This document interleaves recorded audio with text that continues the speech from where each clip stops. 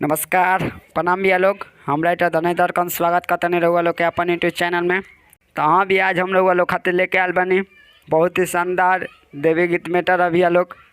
Ladies matter बा, बहुत ही खूबसूरत सॉन्ग बा, रहुआ लोग के बहुत पसंद है। नया ट्रैक है भैया लोग।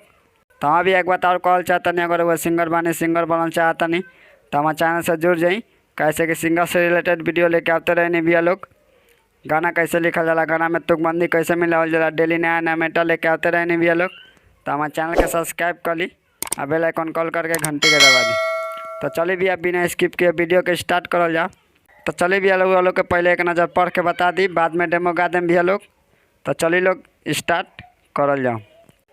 लादी चुनरिया बलमुआ हो, आज अहे मैया मोर सुनी सैया, निमिया के गछिया पर झुलुआ लगा दी, नौ जोड़ा दियरी मंगा दी सैया।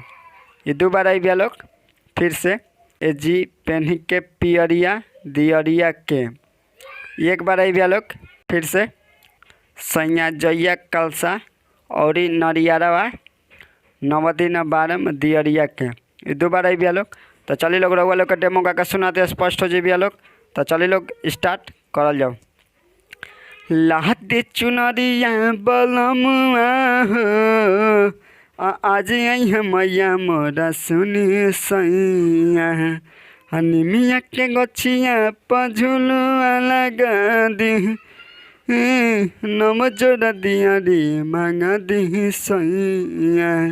ए जी लादी चुनरिया बलमुआ हो, आज अइहे मैया मोरा सुनी सैया, निमिया के गछिया पर झुलुआ लगा दी, नम जोड़ा दियरी मंगा दी सैया। जी पेन के पियरिया दियरिया के, सैया जइया कलसा, ए जी मंगा देना सैया जइया कलसा और नरियरवा नवदिन बारम दियरिया के, सैया जइया कलसा आज मंगा दी, नवदिन बारम दियरिया के। तो उम्मीद करता नहीं भैया लोग रहुआ लोग के मैटर अच्छा लगला तो वीडियो के लाइक कर लोग, कमेंट करी लोग। अगर हमारे चैनल पर नए बन तो हमारे चैनल के सब्सक्राइब कर लोग। तो हाँ भैया एक अंतरा कल ना परसों सुबह 8 बजे रिलीज हो भैया लोग। रहुआ लोग तैयार है हम लोग के तैयार है अपन कमेंट में राय दे हम लोग भैया लोग। तो चलिए मिलिए अगला वीडियो में, तब तक बाय, जय हिंद।